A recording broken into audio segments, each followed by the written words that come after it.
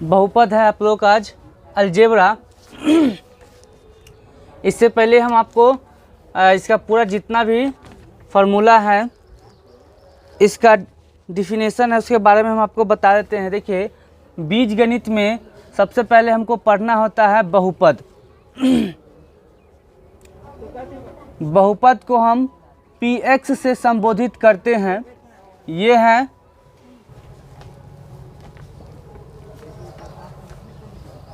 हाँ, तो बहुपद को हम यहाँ px से संबोधित करते हैं। वहाँ पर ध्यान देना सब आदमी, बोर्ड पर ध्यान दीजिए। अब इसमें क्या है कि अब समझिए बहुपद होते कितने प्रकार के हैं। बहुपद होते हैं 3 तरह के। एक होता है रैखिक बहुपद, द्विघात बहुपद, त्रिघात बहुपद। अब इसमें आपको पहचानना है, बड़ा आसान तरीका है कि आखिर कौन सा रैखिक बहुपद है, कौन द्विघात बहुपद है और कौन त्रिघात बहुपद है। चलिए, सबसे पहले हम बहुपद का घात कैसे पता करते हैं। बहुपद का घात,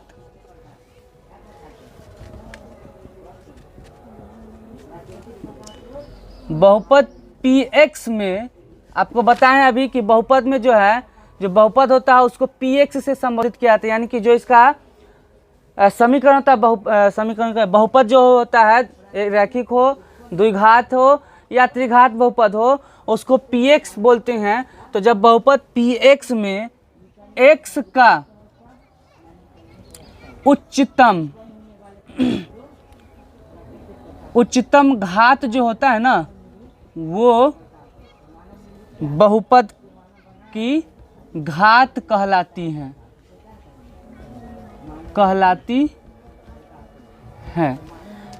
समझ में आए कि बहुपद px में x का उच्चतम घात जो होता है वो बहुपद का घात कहलाता है।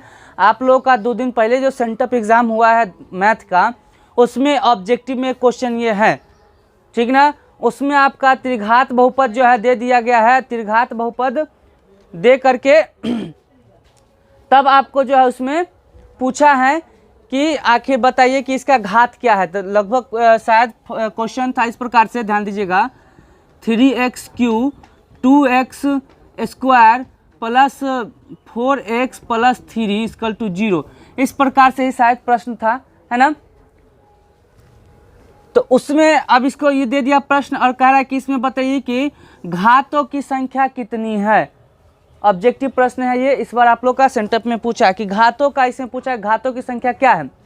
ऑप्शन में था क्या, 1, 2, 3 और 0, या 4 ऑप्शन था इसमें। तो क्या लिखा हुआ आप ऊपर में देख लीजिएगा, px, बहुपद px। तो ई जो होता है ना, इसको px बोला जाता है, समझ में आया। ये जो हो गया ये px हो गया। तो px में x का, यहाँ भी x है, यहाँ भी x है, यहाँ भी x है। तो x का उच्चतम, उच्चतम का मतलब कि सबसे बड़ा, सबसे ज़्यादा। तो जो उच्चतम घात होता है ना, वही बहुपद का घात कहलाता है। तो इसमें x यहाँ भी है, यहाँ भी है, यहाँ भी है, पर इसमें बताइए सबसे ज़्यादा घात कौन है, 3 है। तो इसका घात कौन हो जाएगा, 3 हो जाएगा। घात की संख्या है, घात बराबर 3, यानी कि आंसर हमारा ये वाला होता है। ये प्रश्न आपका इस बार पूछा था, समझा रहे हैं इसलिए इसमें। चलिए, तो ये तो आ गया समझ में कि आखिर घात हमसे पूछता है प्रश्न में, तो हम घात का संख्या कैसे ज्ञात करके बता देंगे। आसान था, कोई दिक्कत नहीं इसमें। चलिए, अब इसके आगे जो बहुपद है 3, रैखिक बहुपद, द्विघात बहुपद, त्रिघात बहुपद, हम उसके बारे में आपको बताते हैं।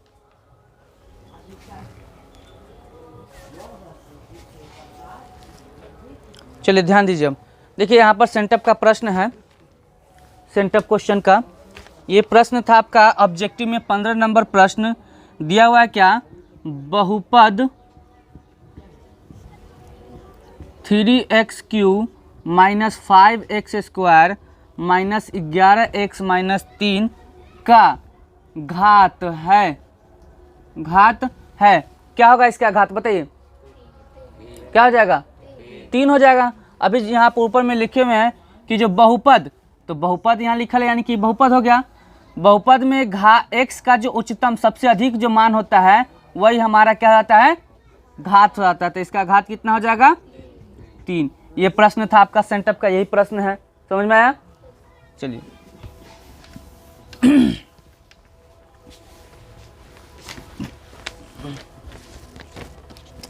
अब आप लोगों के लिए यहाँ है रैखिक बहुपद, ठीक ना। रैखिक बहुपद, रैखिक बहुपद क्या होता है, या रैखिक बहुपद में रैखिक बहुपद कहते किसको हैं, तो एक घात, क्या लिखा हुआ है, एक घात का बहुपद, एक घात का बहुपद रैखिक बहुपद कहलाता है ना। जैसे यहाँ एग्जाम्पल में देख लीजिए 4x + 5 है ना, 3x + √2, समझ में आया। यहाँ पर देखिए, यहाँ पर आपका घात का संख्या कितना दिख रहा है, या x का घात कितना है, कुछ दिख रहा है इसके ऊपर में, मतलब वो अकेले हैं, यानी कि घात का संख्या 1 है। तो घात जब 1 होता है तो ऊपर में 1 ऐसे थोड़ी ना लिखा जाता है, घात में 1 नहीं लिखा जाता है, घात में स्क्वायर से होता है, 2 से। तो इसका घातों की संख्या कितना हो गया, 1 हो गया। तो जो इस प्रकार से रहे तो समझ लीजिए क्या है, रैखिक बहुपद है, समझ गए। इसका आप नियम एगो याद रख सकते हैं, क्या मतलब, एक और बताए थे क्या इसमें, नोट में लिखिएगा, x का उच्चतम घात क्या होता है, 1 होता है, समझ गए। x का उच्चतम घात इसमें 1 होता है। अब हमारा दूसरा आ जाता है क्या, द्विघात बहुपद, समझ गए। सिंपल सी बात है, जिस प्रकार से यहाँ लिखे वह एक घात का बहुपद रैखिक बहुपद कहलाता है, तो वैसे यहाँ पर लिखेंगे क्या, 2 घात, है ना, 2 घात का बहुपद, 2 घात का बहुपद द्विघात बहुपद कहलाता है, समझ गए। एग्जाम्पल में अगर आप कहा जाए तो एग्जाम्पल में आप क्या लीजिएगा, एग्जाम्पल में ले लेते हैं क्या, 4x² + 2x - 3, क्या ये द्विघात बहुपद होगा, होगा कैसे, तो इसका घात कितना है, यहाँ पर 2 है, समझ में आया, घात है ना। इसके अलावा भी हो सकता है क्या, तो जरूरी नहीं है कि 1 2 3 यानी कि ABC होना चाहिए, हम इसको इस प्रकार से लिख सकते हैं 5x² + 1/8, यह भी हमारा द्विघात समीकरण, द्विघात बहुपद है, समझ में आया। मतलब जिसके घातों की संख्या 2 होना चाहिए, इस प्रकार से है या नहीं है उससे फर्क नहीं पड़ता है, समझ रहे हैं ना। अगर ऐसे भी रहें तो भी समझिए कि वो, उसका घात से हम पता करेंगे कि वो द्विघात है या त्रिघात है या फिर रैखिक है, समझ में आया। यहाँ पर हो गया। अब इसमें भी आप एक नोट दे करके लिख लीजिए, नोट क्या, कि x का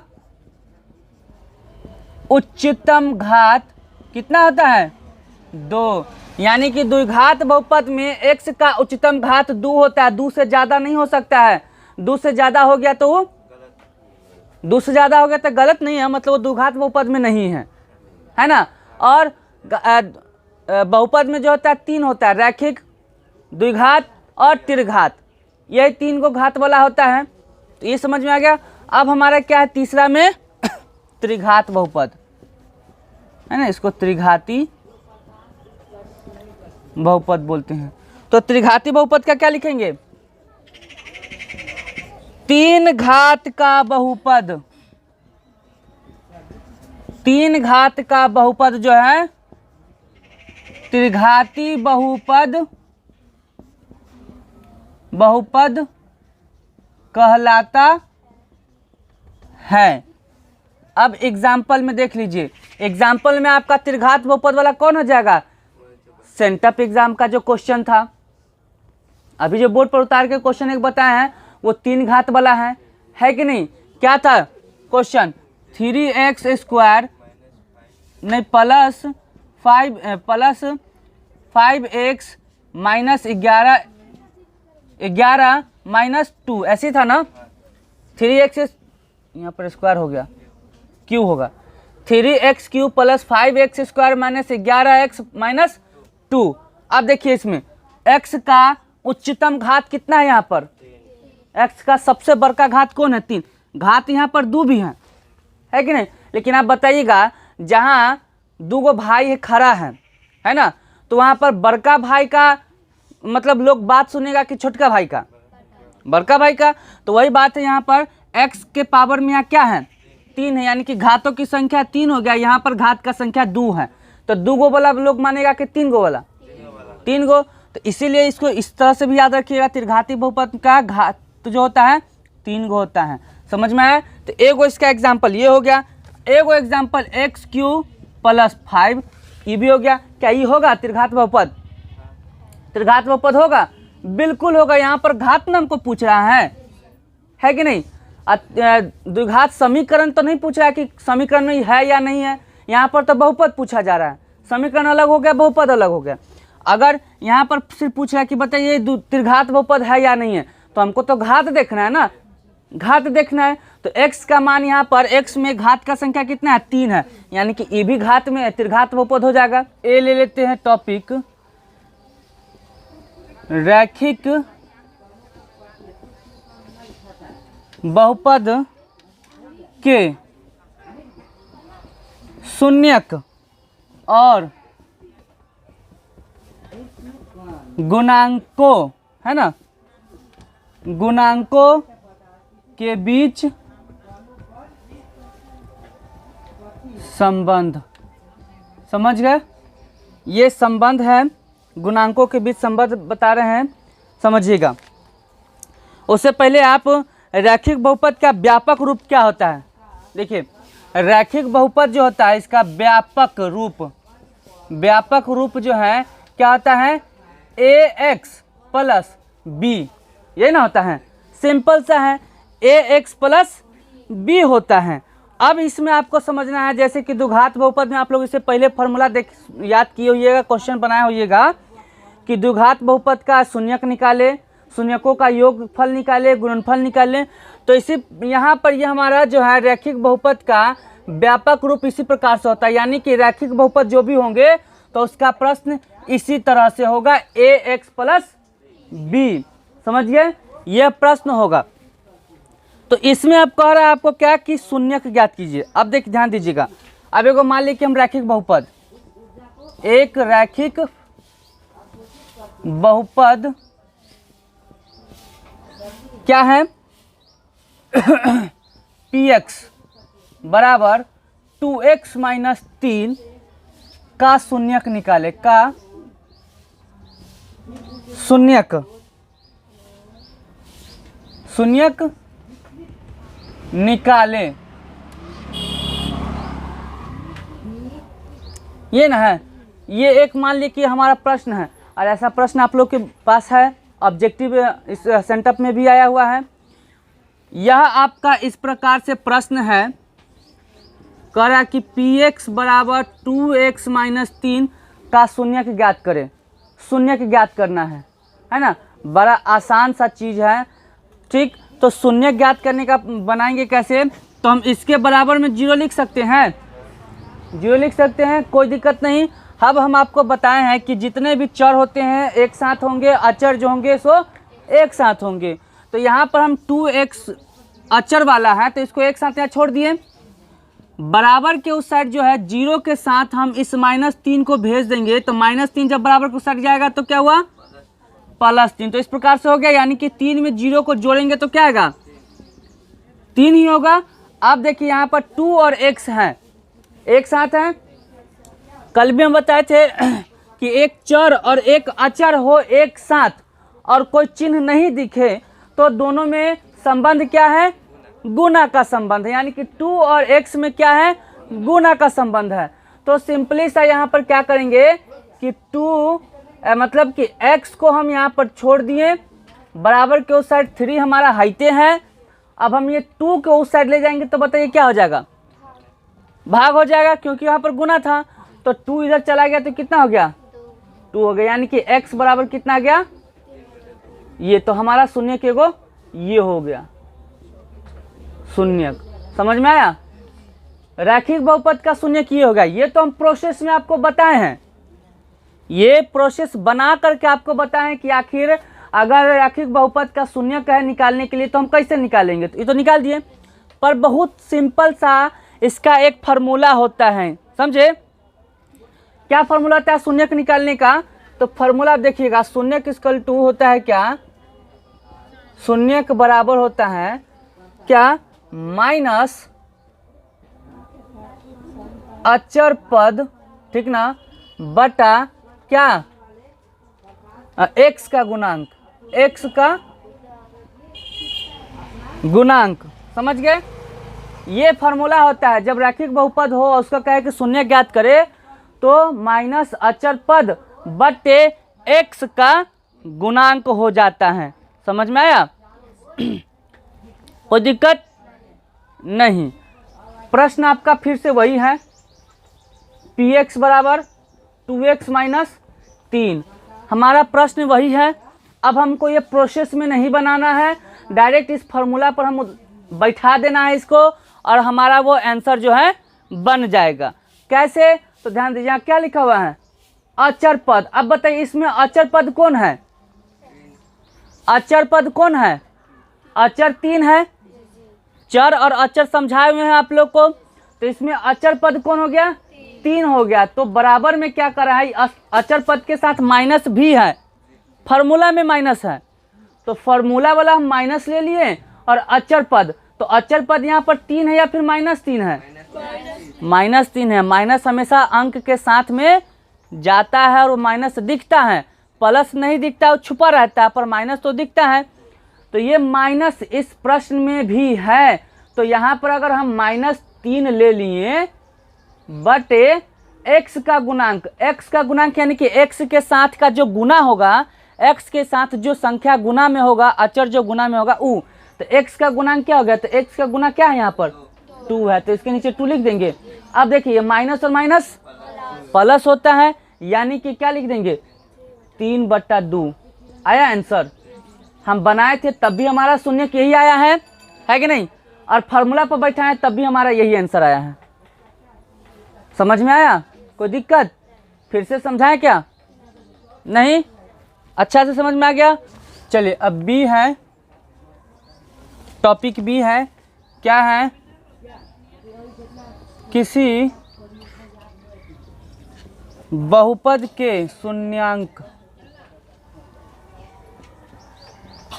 शून्यांकों एवं गुणांकों में संबंध, गुणांकों में संबंध, यही है। अभी आपको उत्तम रैखिक बहुपद का कर लिए थे, अब हम यहाँ पर द्विघात बहुपद का बता रहे हैं, ठीक ना।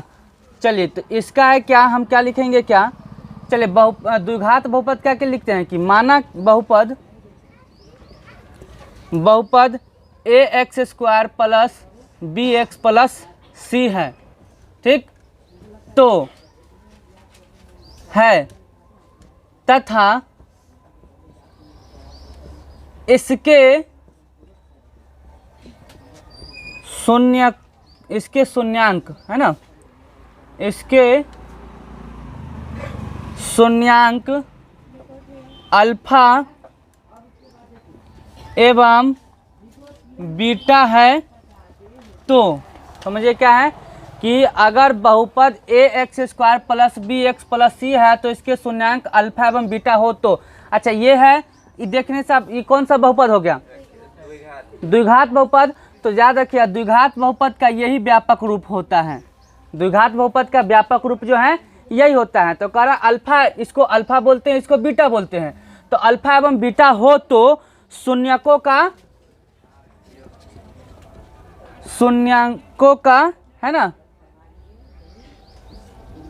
शून्यकों का योग का योगफल। फॉर्मूला होता है क्या, चाहे इसको हम ऐसे भी लिखते हैं, अल्फा प्लस बीटा बराबर होता है माइनस बी बटे ए। अब शून्यकों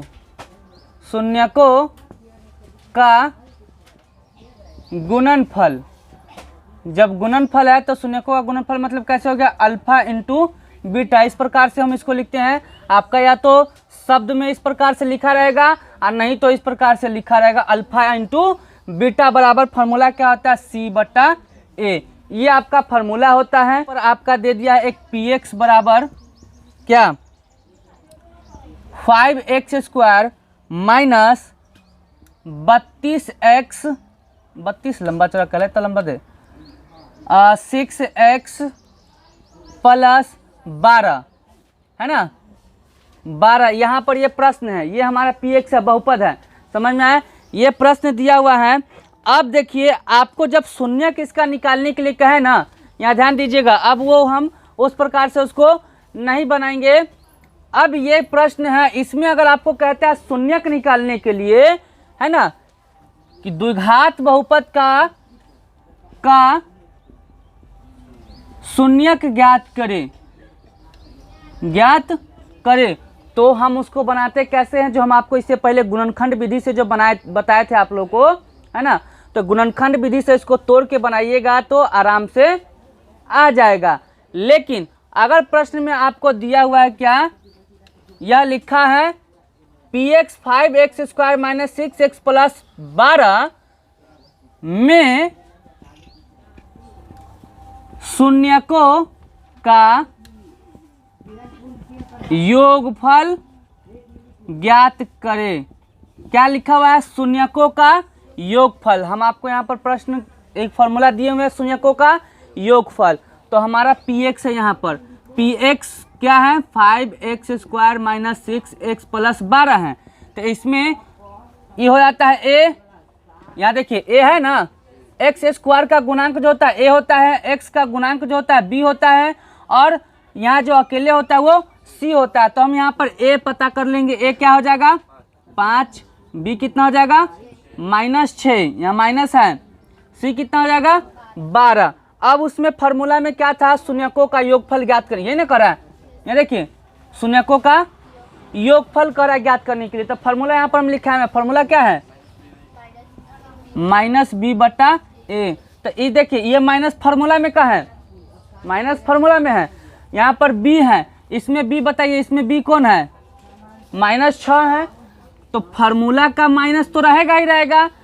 उसके बाद इस क्वेश्चन का भी माइनस है, -6 बटा ए कितना यहाँ पर 5 है, ये माइनस माइनस प्लस मतलब 6 बटा 5, ये हो गया हमारा शून्यक का योगफल। शून्यकों का एक फल आंसर होगा। ये आपका सेंटअप एग्जाम में पूछे हुआ है प्रश्न, है ना, शून्यकों का योगफल ज्ञात करने के लिए या शून्यकों का गुणनफल ज्ञात करने के लिए। तो यहाँ पर तो हम शून्यकों का योगफल ज्ञात कीजिए हैं। अगर आपको यहाँ पर प्रश्न रहता क्या, शून्यकों का गुणनफल ज्ञात करे, तो क्या चीज सेम हम ए बी सी पता कर लेंगे। अब यहाँ पर शून्यकों का गुणनफल देखिए, अल्फा इंटू बीटा का मान फार्मूला क्या होता है सी बटे ए। अब इसमें आपका सी कितना है 12, सी 12 है, ए कितना है, ए है ना फार्मूला में, ए कितना है 5 लिख दिए, हो गया। शून्यकों का गुणनफल निकालना था, निकल गया, कोई दिक्कत। यह सिर्फ हम आपको सिखाए शून्यकों का गुणनफल और शून्यकों का योगफल निकालने के लिए, समझ गए, शून्यकों का योगफल और शून्यकों का गुणनफल निकालने के लिए। इसमें ज़्यादा कोई दिक्कत नहीं होना चाहिए, समझ गया। सिंपली सा आपका मेन फार्मूला यहाँ पर ये दोनों है ना। अब आपको प्रश्न दिया है, इसमें बताइए कोई दिक्कत नहीं, तो आगे बढ़े। समीकरण निकालना होगा, द्विघात जैसे अल्फा अल्फा बीटा दिया हुआ है, अल्फा प्लस बीटा और अल्फा बीटा दिया हुआ है, तो शून्यकों का समीकरण वो अभी फार्मूला भी आगे आएंगे, अभी तो बहुत सारा अभी फार्मूला बचा हुआ है।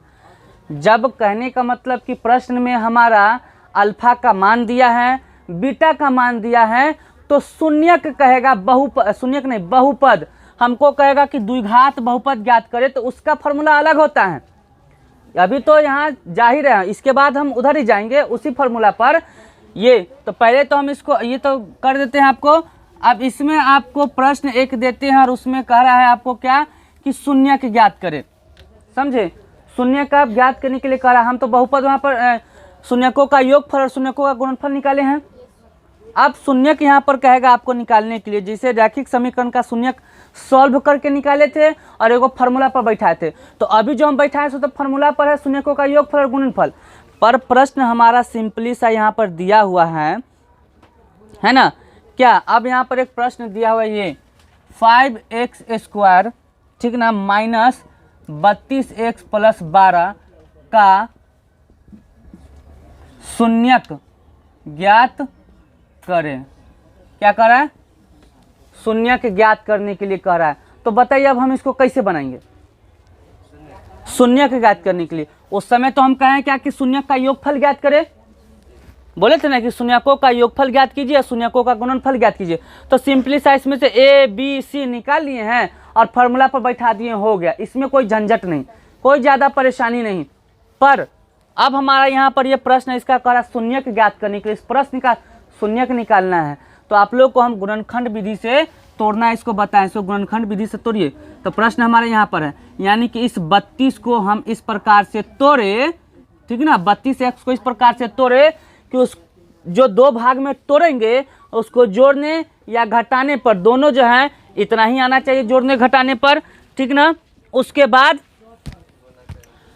बाद जो है अब हमारा ये जो x² का गुणांक है और लास्ट वाला जो c है वो दोनों को गुना करने पर जितना आना चाहिए। तो लास्ट में 12 है और x² का गुणांक कितना है?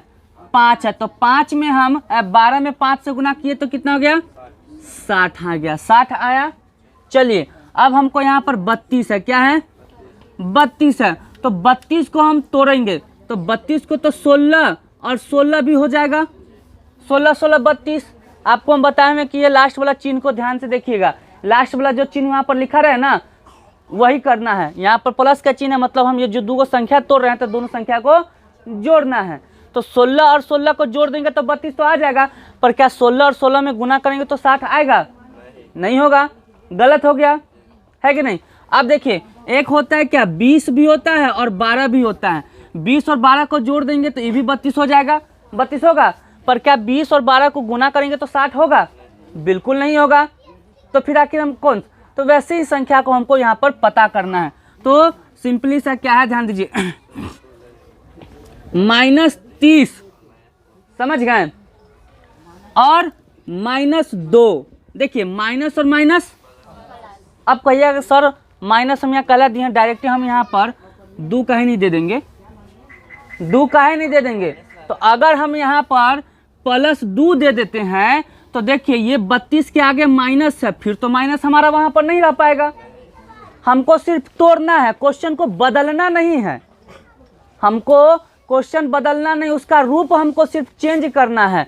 तो ये जो 32 है माइनस, तो माइनस यहाँ आना चाहिए कि नहीं आना चाहिए? तो अगर हम यहाँ 30 और 2 32 देते तो देखिए प्रश्न क्या हो जाता, 5x² आई कहती है प्लस में जोड़ेंगे तो 32 हो जाएगा ना, तो प्लस में हो गया, तो +32। क्या इस प्रश्न से मिलेगा? यहाँ माइनस था, हमारा प्लस आ गया, तो हम तो प्रश्न गलती कर दिए। हमको प्रश्न गलती नहीं ना करना है, इसीलिए क्या है कि क्या किए हैं कि -30 को अगर -2 में हम ऐसे करेंगे तो ये माइनस और ये माइनस प्लस, यानी कि 30 और 2 को जोड़ देंगे तो कितना हो जाएगा? 32। अब बताइए यहाँ पर चिन्ह होगा कि नहीं होगा?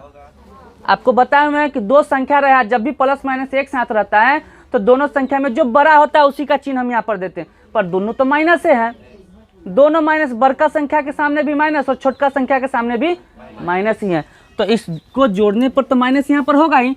अब देखिए 5x² ये -32 इस प्रकार से आ रहा है कि नहीं आ गया? चेंज नहीं करेंगे। चलिए 32 तो हमारा आ गया, अब हमको इतना भी तो लाना है ना, तो 30 में 2 से गुना करेंगे तो 30 दूना 60 हो जाएगा, 30 दूना 60 हो जाएगा। तो अब हमको समझ में आ गया कि इसको हम इस रूप में लिख देते हैं तो हमारा बन जाएगा। तो क्या लिख देते हैं हम इसको, ध्यान दीजिए, 5x² को हम रहने दिए जैसे हैं वैसे, -30x -2x और ये लास्ट वाला +12 को हम वैसे ही रहने दिए। कोई दिक्कत नहीं ना। चलिए अब देखिए 5x² है, आसान से शब्दों में हम आपको बताए हुए हैं कि अलग अलग गुणनखंड अगर सबको कर दीजिएगा ना तो कॉमन लेने में हमको कोई परेशानी ही नहीं होगी। अगर हम सीधे बोल दे कि हाँ इसमें से x को कॉमन ले लीजिए और 5 को कॉमन लेते, कहोगे सर जी कैसे बता दिए, कैसे कॉमन ले लिए। आसान तरीका आपको बताएं क्या, सबको गुणनखंड कर दीजिए अलग अलग। 5 का अगर हम गुणनखंड करेंगे तो 5 में देखिए 5 कुछ कटेगा नहीं ना, 5 अकेले हो गया। इस 5 के साथ x² गुना में है, x² है मतलब x गुने x, तो x गुने हम x कर दिए, ये -30। अब 30 का आप गुणनखंड कीजिए, 2 से 15 दूना 30, 3 से 3 × 5 = 15, क्या आ जाएगा 2 गुने 3 गुने 5। इसके साथ गुना में x भी तो है, x दे दिए, फिर यहाँ -2 का गुणनखंड 2 ये होगा गुने x प्लस 12 का आप गुणनखंड निकालेंगे, 2 × 6 = 12, 2 × 3 = 6 यानी कि 2 × 2 × 3, ये ना हुआ। अब इसको क्या करेंगे हम, दो को संख्या दो का जोड़ा लगा, 2 समूह में ई हो गया और ई हो गया, 2 को समूह में बना दिए। अब चलिए हम इस दोनों में, इसमें और इसमें जो एक तरह है देखने में लग रहा है समान है, उसको हम अलग निकाल कर लेते हैं, वही हमारा कॉमन हो जाता है। तो देखिए इसमें 5 है, इसमें भी 5 है, यहाँ एगो x है, यहाँ भी एगो x है, कॉमन हुआ ना। तो कॉमन होता है तो दोनों में से हम निकाल लेते हैं। तो एगो x और एगो x, एगो 5 और एगो 5, तो 5 और x हम कॉमन ले लिए। चलिए इसमें से ये 5 और x को कॉमन ले लिए थे तो क्या बच गया, इसमें अकेले एगो x बच गया, हो गया। यहाँ ये माइनस था, माइनस रहने दिए। इसमें से ये 5 और x कॉमन हम ले चुके हैं तो क्या बच गया, यहाँ पर 3 और 2 बच गया, तो 3 दूना 6, 3 दूना 6 यहाँ पर दे दिए, हो गया ना। अब देखिए यहाँ पर फिर क्या करेंगे, फिर इसमें हम कॉमन लेते हैं। कॉमन इसमें क्या है, 2 है और यहाँ भी 2 है, और कोनो कॉमन है लेने वाला नहीं है। यहाँ पर ये माइनस था तो -2 कॉमन ले लिए। चलिए यहाँ पर क्या बच गया, ये x। अब देखिए ये प्लस है, एक चीज़ याद रखिएगा, ब्रैकेट के पहले जो चिन्ह होता है ना वो अंदर वाले चिन्ह से गुना हो जाता है। तो अंदर वाला जो प्लस चिन्ह का जो भी होगा प्लस या माइनस का वो बदल जाता है। तो यहाँ प्लस था तो अभी माइनस दे देंगे और यहाँ पर क्या बच गया, 3 और 2 3 दूना 6, हो गया। अब एक चीज़ समझिएगा, हमारा ये जो ब्रैकेट के अंदर है यह दोनों सेम होना चाहिए, एक तरह होना चाहिए, समान। अगर एक समान नहीं है तो आपका वो गलत है, बार बार हम इस चीज़ को बताते हैं। चलिए तो एक हम निकाल लेते हैं, इसको और इसको एक साथ कर लेते हैं, 5x - 2 हो गया और एक हो गया ये वाला x - 6। अब इसी को आप शून्यक निकालते हैं क्या, तो 5x - 2 = 0 हो गया, 5x यहाँ पर हो गया ये 0, ये -2 को हम उधर ले गए तो +2, 5x बराबर हो गया 2, x बराबर हो गया 2/5, शून्यक एगो ई निकल गया। अब उसी प्रकार से x - 6 = 0, x = 0, ये -6 को उधर ले गए तो +6, तो x = 6 हो गया। हमारा शून्यक एगो ई निकल गया और एगो ई निकल गया। अब बताएं शून्यक हमेशा शून्यक क्या होता है, 2 होता है। कोई दिक्कत इसमें, आसान था। चलिए आज के लिए आप लोग के लिए अलजेब्रा से बहुपद से इतना ही, द्विघात समीकरण तक का ही, द्विघात बहुपद तक का ही। फिर अगले दिन जो है आप लोग को त्रिघात बहुपद का फॉर्मूला लिखा, अभी इसका और भी फॉर्मूला बचा हुआ है ना, इसका फॉर्मूला 1 2 और बचा हुआ तो करके त्रिघात बहुपद वाला बता देंगे। समझ में आया, कोई दिक्कत।